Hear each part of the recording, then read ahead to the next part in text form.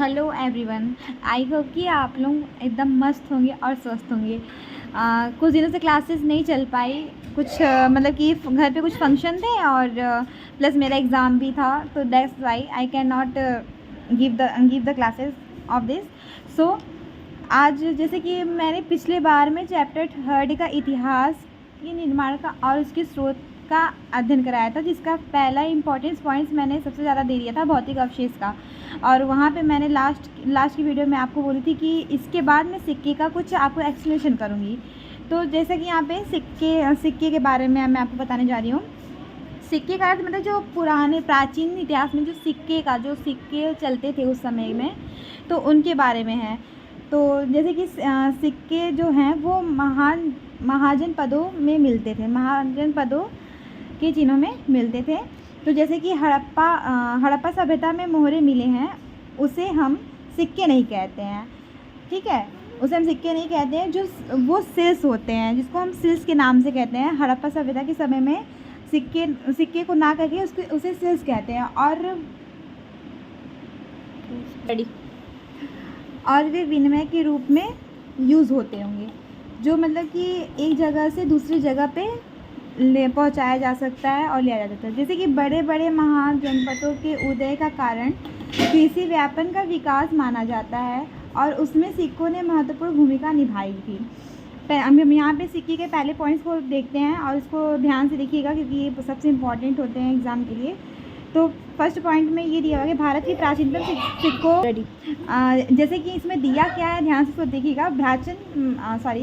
भारत के प्राचीनतम सिक्कों पर अनेक प्रकार के चिन्ह उत्कीर्ण हुए हैं। जैसे कि मतलब कि जो भारत के जो प्राचीन सिक्के हैं उसके अनेक प्रकार के चिन्ह उत्कीर्ण हैं।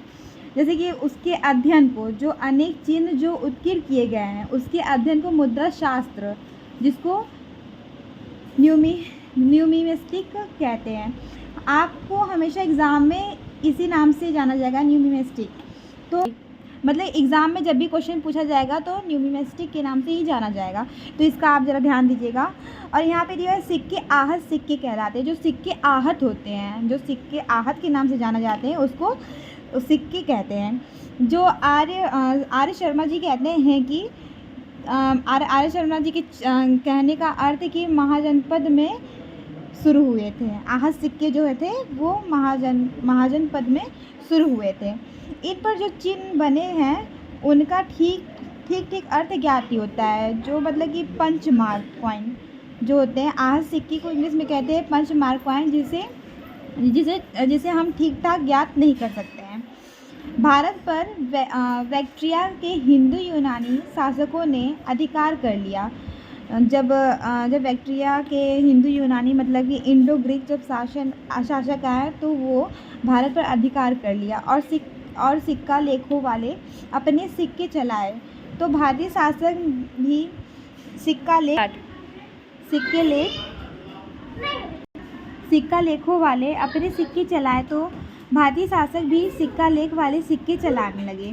जैसे कि जब इंडो ग्रीक जब शासक आया था, जब हमारे भारत को उन्होंने मतलब कि अपना अधिकार कर लिया, तो वो अपने शासक का मतलब अपने शासक वाले सिक्के उन्होंने भारत में भी उसके चलन में कर दिया। जैसे कि इससे एक सबसे इम्पॉर्टेंट क्वेश्चन ये बनता है कि भारत में सबसे पहले सिक्के कौन और किसने चलाया। मतलब कि कौन तो नहीं, सॉरी यहाँ पे मैंने ये कौन लिख दिया इस क्वेश्चन में कौन नहीं रहेगा। भारत में सबसे पहले सिक्के किसने चलाए, तो भारत में सबसे पहले सिक्के इंडो ग्रीक मतलब कि हिंद यूनानी शासकों ने चलाए। तो इसका ये क्वेश्चन सबसे इम्पोर्टेंट है, कृपया करके आप इसको देखते रहिए। अभी यहाँ पे हम ये आखिरी पॉइंट देखते हैं और बाकी पॉइंट्स मैं आपको कल सेंड कर दूँगी, यूट्यूब पे अपलोड कर दूँगी। अब यहाँ देखते हैं सिक्के प्राचीन भारत का राजनीतिक इतिहास लिखने में बहुत ही उपयोगी सिद्ध हुआ।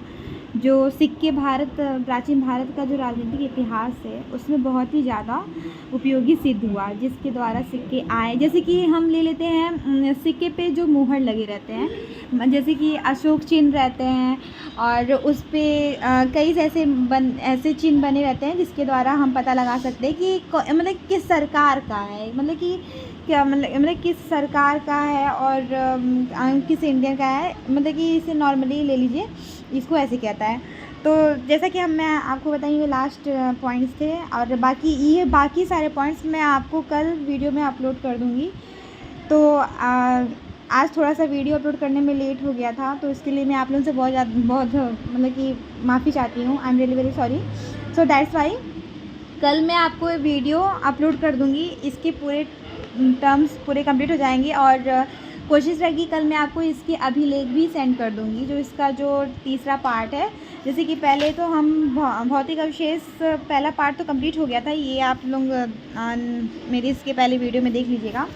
और इसके बाद सिक्के, और फिर उसके बाद अभिलेख की कोशिश करूँगी कि मैं आपको वीडियो कल अपलोड करके दे दूँ। तो आप लोग अपना ध्यान रखिएगा। मौसम इस टाइम देख रहे हैं थोड़ा सा अच्छा नहीं है, तो बारिश का भी मौसम है, उसे ध्यानपूर्वक देख के आप लोग कहीं जाइएगा। So that's why good night to everyone.